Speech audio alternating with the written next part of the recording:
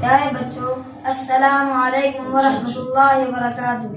आज हम खाना खाने के आदाब सीखेंगे। वो ये हैं। नंबर 1, खाना खाने से पहले हाथ धो लें। नंबर 2, खाना बिस्मिल्लाह पढ़कर शुरू करें। नंबर 3, खाना दाएं हाथ से खाएं। नंबर 4, प्लेट पर खाना जरूरत के मुताबिक निकालें। नंबर 5, अपने आगे से खाएं, दरमियान से ना खाएं। नंबर 6, खाने के शुरू में बिस्मिल्लाह पढ़ना भूल जाएं, जो ही याद आए तो बिस्मिल्लाह अव्वलहू व आखिरहू पढ़ लें। नंबर 7, खाना खाने के लिए सुन्नत के मुताबिक बैठें, दाएं पैर को उठा लें और बाएं को बिछा लें, चौकड़ी मार कर बैठना मुनासिब नहीं। नंबर 8, खाने में जो कुछ हो खुशी खा लें, खाने में ऐब ना निकालें। नंबर 9, कोई लुकमा गिर जाए तो उसे साफ करके खाएं। नंबर 10, खाना बहुत पेट भर कर ना खाएं, अभी कुछ भूख बाकी हो तो हाथ रोक लें। नंबर 11, अपनी प्लेट को अच्छी तरह साफ कर खाना चाहिए। नंबर 12, खाने के बाद की दुआ जरूर पढ़ें। दुआ ये है, अल्हम्दुलिल्लाहिल्लज़ी अतअमना व सक़ाना व जअलना मिनल मुस्लिमीन। इसका मतलब है तमाम तारीफें इस अल्लाह के लिए हैं जिसने मुझे खिलाया और पिलाया और मुसलमान बनाया। नंबर 13, खाने के बाद उंगली को चाट लें, खाने से फारिग होकर हाथ धो लें।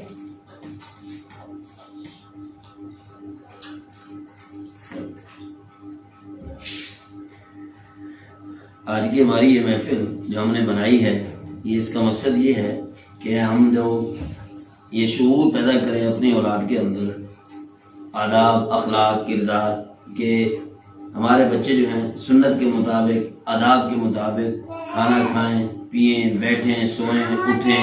हर वक्त की जो दुआएं नबी अलैहिस्सलाम ने हमें बतलाई हैं, वो दुआएं भी पढ़ें, हम भी पढ़ें, हमारे बच्चे भी पढ़ें और नेक बने, बाअखलाक बने, बाकिरदार बने और बाअदब बाएहतराम बने, बाअदब बानसीब बने।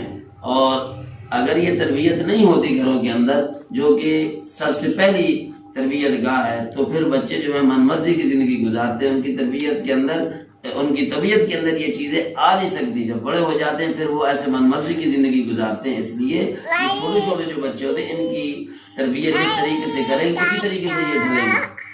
अल्लाह पाक सबके बच्चों को नेक बनाए, सबके बच्चों को बाकिरदार बनाए, बाअखलाक बनाए, माँ बाप का फरमा बरदार बनाए, उनके कहने के अंदर रखे और घरों के अंदर सुकून की फजा पैदा फरमाए।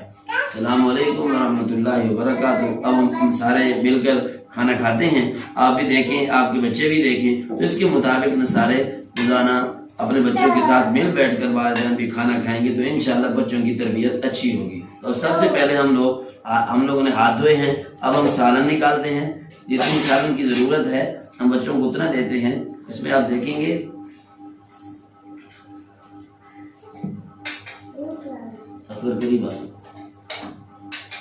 ये थोड़ा थोड़ा सालन इसमें से डालें कि बच्चे है ना, ये बच्चे जाया करते हैं सारा।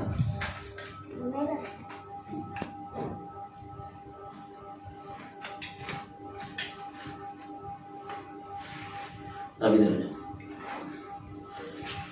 देखो, साथ साथ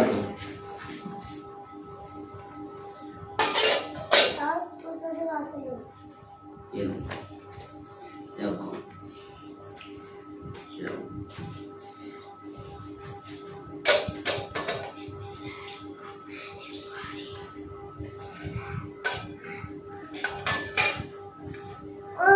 सीधे हाथ से दो, सीधे हाथ से दो।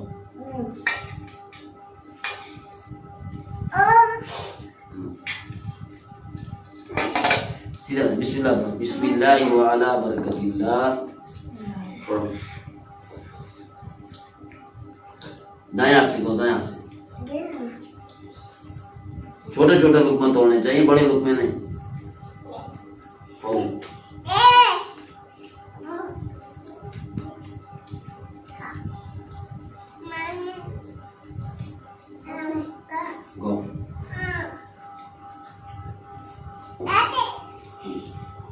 बिस्मिल्लाही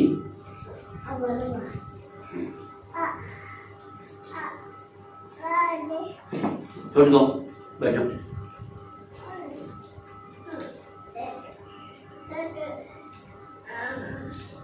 बच्चे आमतौर पर बड़े लुकमे तोड़ते हैं तो इसके अंदर बड़ों की तरबियत का दखल होता है।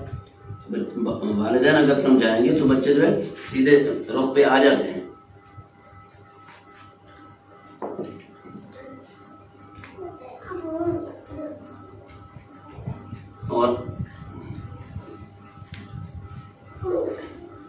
बैठ इधर।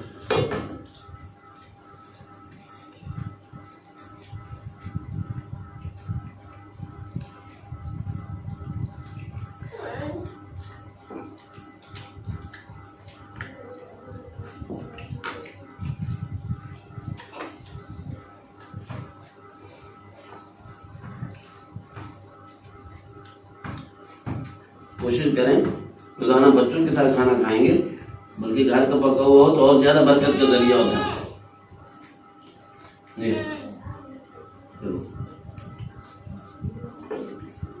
छोटे बच्चे ऐसे तो दूध पी ले, अब हमें तंग कर रही है।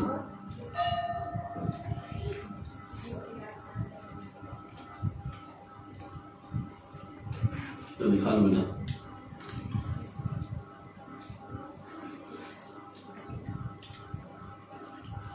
बाकी इसके अंदर हमारी कोई कमी कुताही भी हो सकती है, आप भी माफ करें, अल्लाह से भी हम माफी मांगते, लेकिन हम लोग इस तरबियत के लिए कि बच्चों के अंदर भी शऊर पैदा हो, वालिदैन के अंदर भी ये एहसास पैदा हो कि बच्चों की तरबियत कैसे करनी होती है।